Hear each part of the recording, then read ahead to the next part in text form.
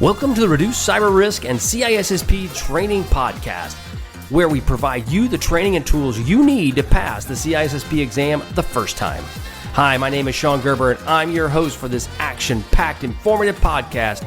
Join me each week as I provide the information you need to pass the CISSP exam and grow your cybersecurity knowledge. All right, let's get started. Giddy up. Hey, all, it's Shon Gerber with Reduce Cyber Risk. How are you all doing this wonderful day? It's been a beautiful day here in Kansas. It's been like scorching hot, though. About 100 degrees it was last week. So, yeah, it's pretty toasty outside. But other than that, it's a wonderful summer's day, and I cannot complain at all. And just wanted to kind of talk to you today about some great things we've got going on with Reduce Cyber Risk. But in this episode, we're going to be talking about Domain 7, security operations. And this is going to be all part of the CISSP exam. And these are some key areas that we cover. And this is Domain 7. And I try to focus on a specific podcast to go over a specific domain and areas that you need to be concerned about as you're dealing with logging and as you're dealing with the CISSP exam. So in the first part of the CISSP cybersecurity integration, we're going to be talking about logging and monitoring overview. And as far as the CISSP training, specifically about logging and monitoring activities, this is Domain 7. And if you study the ISC squared CISSP training manuals, you will know that that's where that falls into. And then the CISSP exam questions are going to be around logging and monitoring and data life cycle, Domain 7. All right, as it relates to the CISSP cybersecurity integration, we're going to be talking from an article I saw online from the InfoSec Institute. And this is Objective 7.3, conduct logging and monitoring activities. The topic is logging and monitoring overview. And really what it comes down to is we're going to get into what exactly are logs is the first thing we're going to kind of focus on. And typically people wonder, what are log files? Well, you know, this is riveting stuff. I hate to tell you, it's just riveting. What is a log file? A log file's got data in it. Oh my gosh, just turn the pages. You cannot hold back the enthusiasm about a log file. No, really, they're quite boring and quite painful. So therefore, we will talk about how you can ingest those log files. But bottom line is, they're an event log, something that occurs within an environment. And they are typically called with a computer name. They have creation, deletion records. They have all of those pieces that are tied to an event log that may occur. Now, most systems, I will say most, because in many older type systems or applications, they may not generate much for log files at all. In newer systems, they do. They generate a plethora of log files, which at times can be a bit overwhelming. But log files are an integral part, especially as you're dealing with the CISSP exam and understanding this as a cybersecurity professional. Now, there's different types of logs, and this comes again from InfoSec Institute, and you'll see this in your CISSP exam. But there's types of logs, and these are authentication logs, audit logs, and system logs. These are different types of logs that you will see. And they each have a different thing, and authentication obviously is when you're logging into something, it'll authenticate you. Audit log is basically looking at the system itself and finding out if there's an audit trail around those logs. And then your system logs are logs that are dealing with specifically with the system that's operating on it. Now, there's some different use cases that you need to keep logs for, and these use cases would be regulations, litigation, or even application debugging. I mean, there's many different situations where you would want log files. But in today's world, especially as litigious as it is, see, that's a big $10 word. Yeah, litigious. Actually, I don't even know what that means because my third grade education won't let me go any further than that, but it's a bad thing, I assume. Been litigation, litigious, yes. So these use cases around litigation, regulations, you have to maintain logs for a period of time. And depending upon the company, depending upon the regulations, you may have to keep some of these logs potentially indefinitely, where you would then in turn be using products like AWS Glacier or someplace like that to store them. That's a different podcast. But bottom line is that you would have to keep these logs for a period of time, and regulations, litigations, or debugging may want you to have some form of logs and be able to keep them for a period.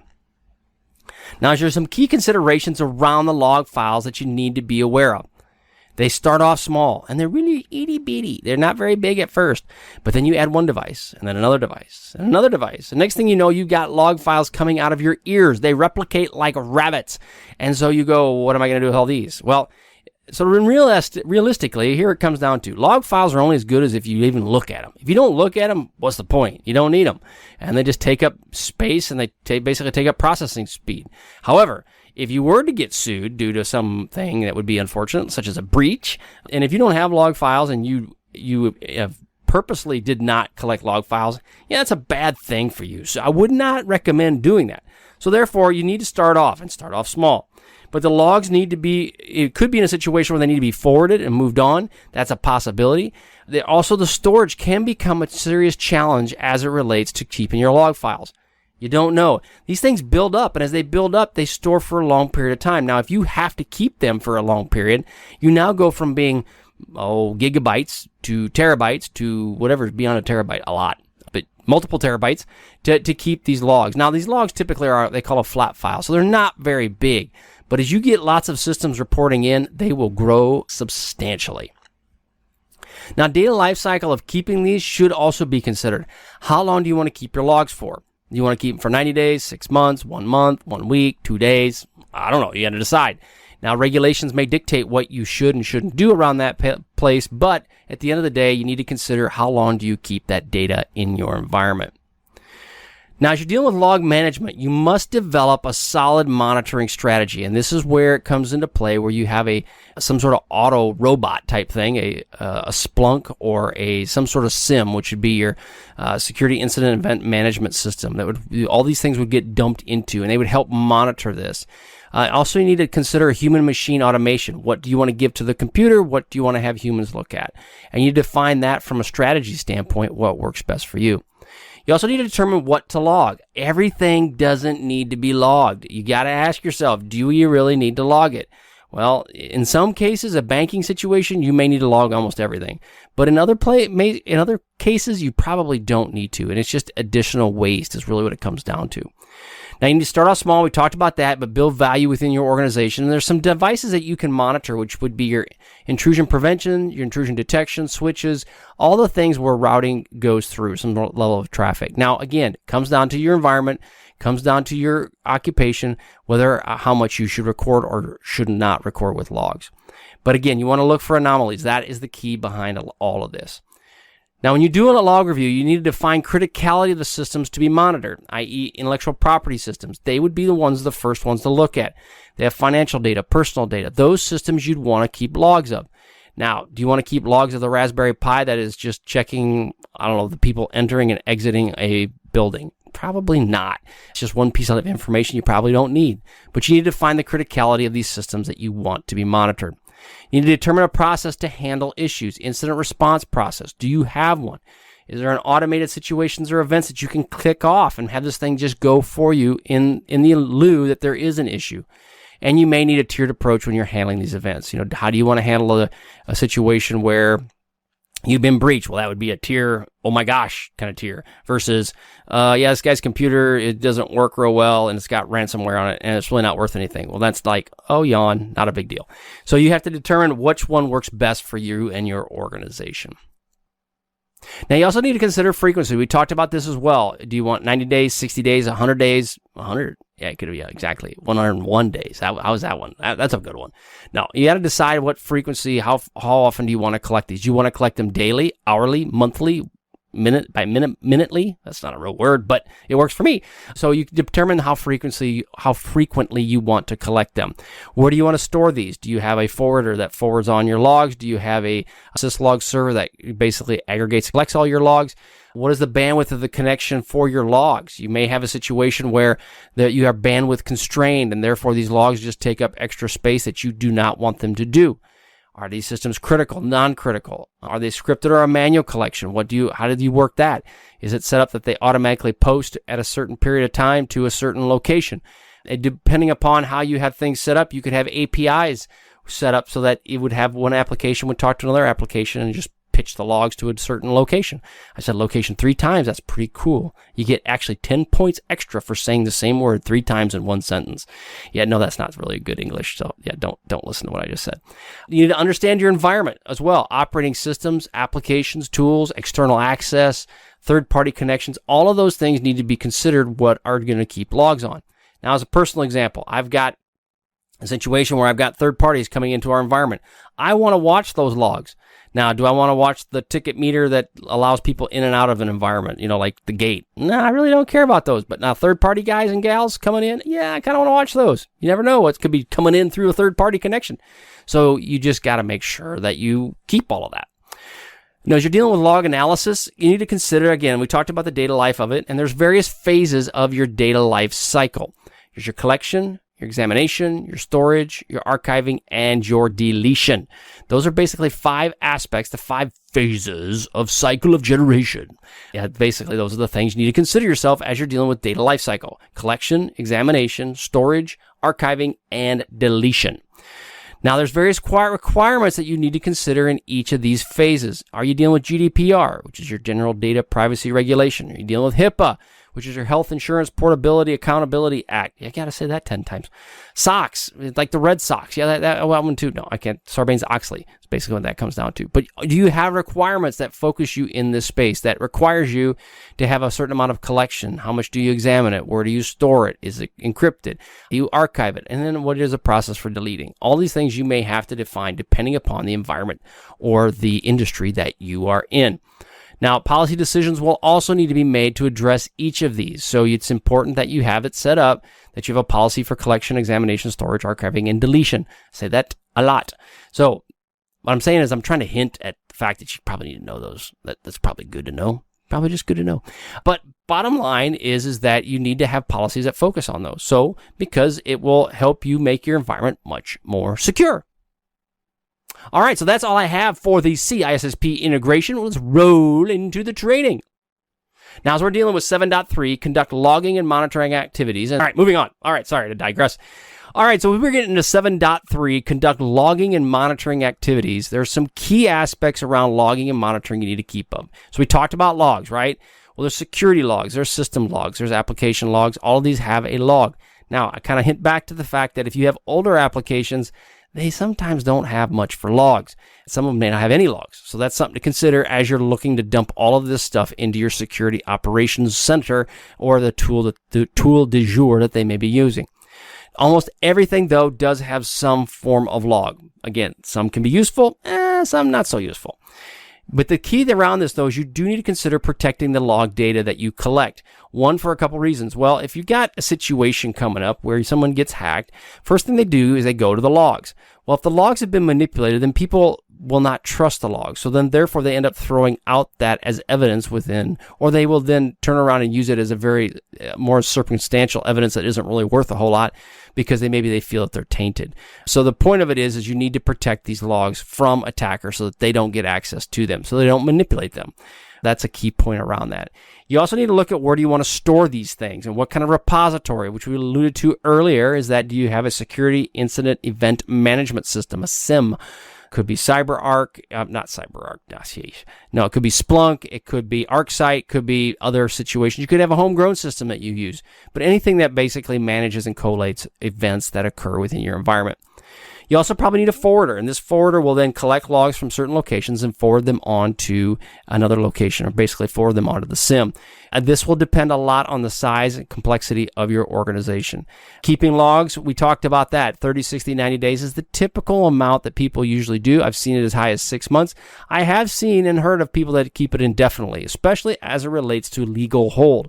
And we've talked about that in a different part of the CISSP, but bottom line is if there's litigation going on in your company and you may have court communications that involve that company that's under litigation, you may be required to hold on to this information under a legal hold status, which basically means you can't get rid of stuff. You can't delete it. And if you did delete it, that would be really, really, really bad. So don't delete it. But bottom line is you may have to keep your logs for an indefinite period of time.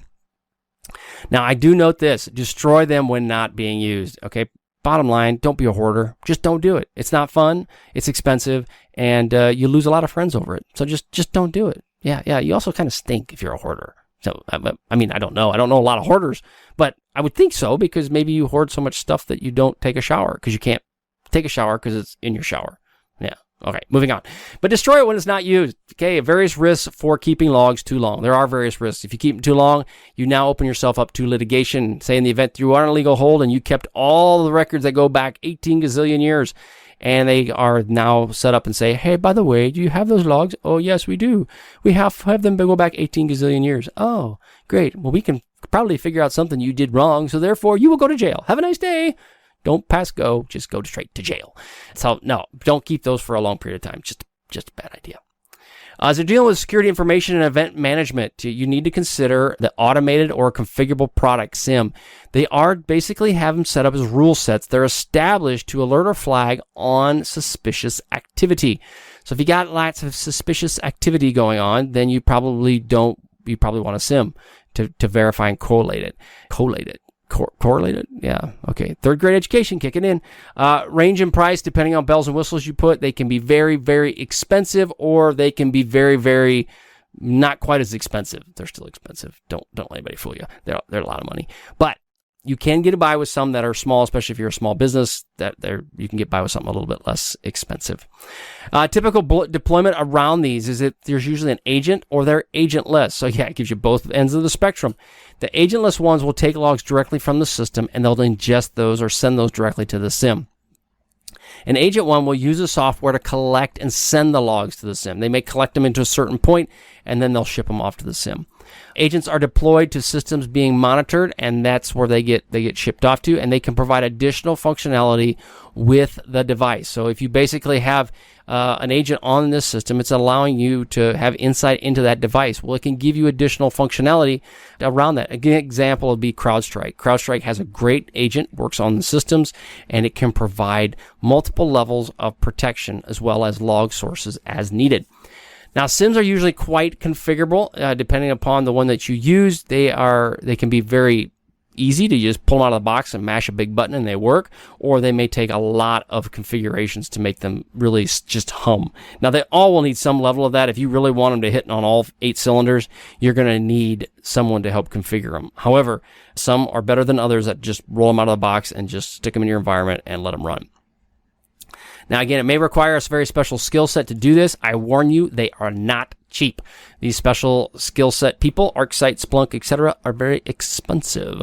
So if you're going to put that in your environment and you're studying for your CISSP, it's one of the questions you will run into. But I'll tell you right now that if you're going to put that in your environment, you better come with a lot of zeros and be prepared to find the right people and the talent. Now, I will say with India, there's a lot of great opportunities that you can outsource that capability, but they're not cheap. Just telling you, they ain't cheap. They're expensive. Correlation engines and machine learning will also be incorporated into the SIMs and a lot of the aspects of learning that's coming down that path. And you can also incorporate these into other device management systems, such as SCCM, which is a Microsoft product used to manage devices. Now, as you're dealing with continuous monitoring, you need the purpose around continuous monitoring is to provide an audit trail. It's also what we call investigation fodder. And I didn't really know what fodder was, and I probably am just totally butchering this, but fodder is the old peasants from the old days that would be marched along to go in front of the British redcoats, and you would basically just go walking to your death. I think that's what they call fodder. Cannon fodder. You're just kind of in the way, and you get blown up. That's it. So investigation fodder stuff. That's probably totally wrong, but hey, it sounds good. Without the logs, you basically have nothing other than the incident. So you got to have the logs. I mean, you can glean some information if you've had an incident, but in many cases, it's just days old. And the logs will give you that trail, that paper trail, virtual paper trail to be able to help you with in the event there's an issue. It's a key piece, though. You need to have a network time protocol capability, NTP. And these are synchronized, and this basically tells you what's the time that it occurred. If you don't have an NTP server that's telling you it's syncing your time within your environment, typically you can do this just through the internet. But if you have a large enterprise, you may need that in your enterprise to make everything sync. You got to have that for timestamps. If you don't have that, that makes it extremely challenging to prove your case. Basically, the bottom line is all this stuff leaves breadcrumbs that you can go out and chase to help bring justice if somebody does breach your environment. And also, it does promote, continuous monitoring does promote accountability. It lets people know, hey, I'm watching you. Yep, just go ahead, just do it, cross the line. Oh, you did. Okay, now I'm going to beat you. No, it promotes some level of accountability.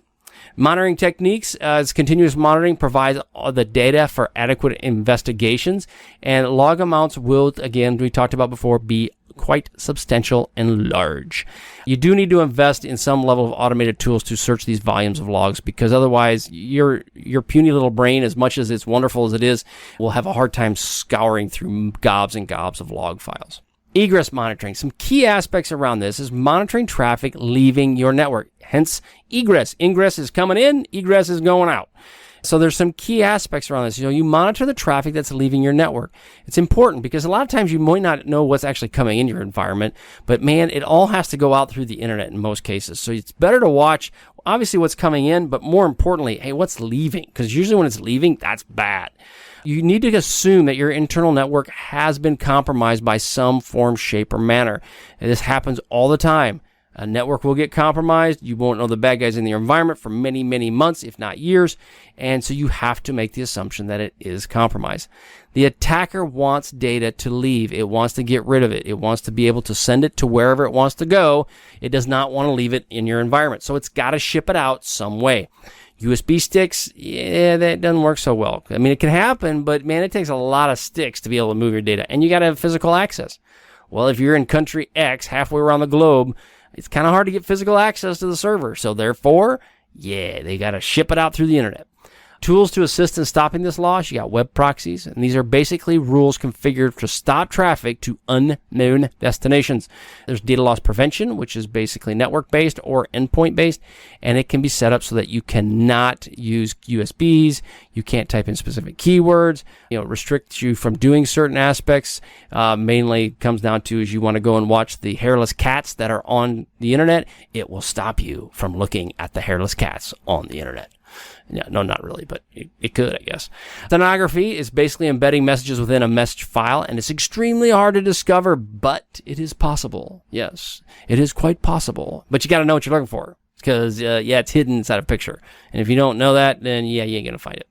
File-based DLP, this is software that affects all the different file types, doc, .jpeg, etc. And there's different companies that provide it, but Azure has one that's called Azure IP. That is a file-based DLP solution that will help you from getting rid of it. All right, that's all I have for the CISSP aspect. Let us roll in to the CISSP exam questions. Question number 1. As it relates to logging and monitoring, what are some of the key purposes behind capturing logs? Provides provides an an audit trail, allows for legal actions and promotes accountability. B, provides an audit trail, keeps employees concerned, promotes dependability.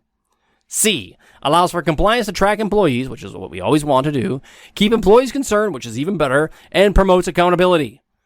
Or D, none of the above. Which one is it? It is A, promotes audit trail, yes, allows for legal actions, yes, and promotes accountability. Yes. It is A. So again, that's what you want to do is you want to make sure you have an audit trail. Got to be able to go back and get those breadcrumbs.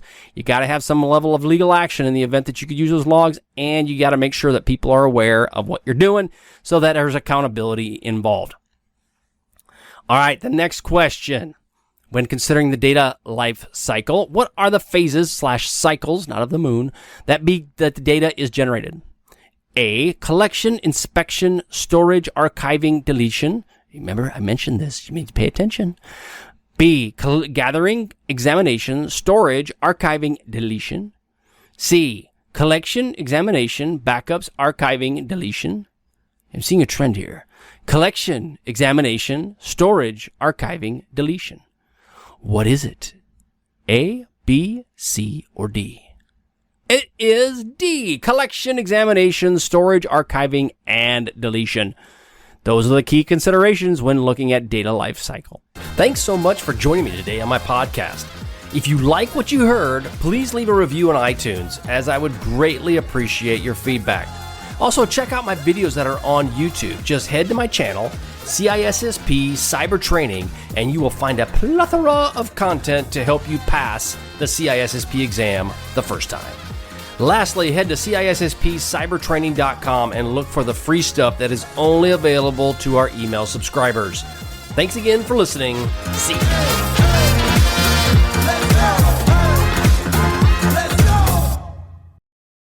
Hey, thanks again for listening today. It's been my pleasure to prep you for the CISSP exam.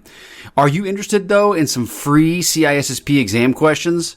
Head on over to freecisspquestions.com and sign up to join my email list, and you'll receive access for 60 free CISSP questions each and every month for the next 6 months.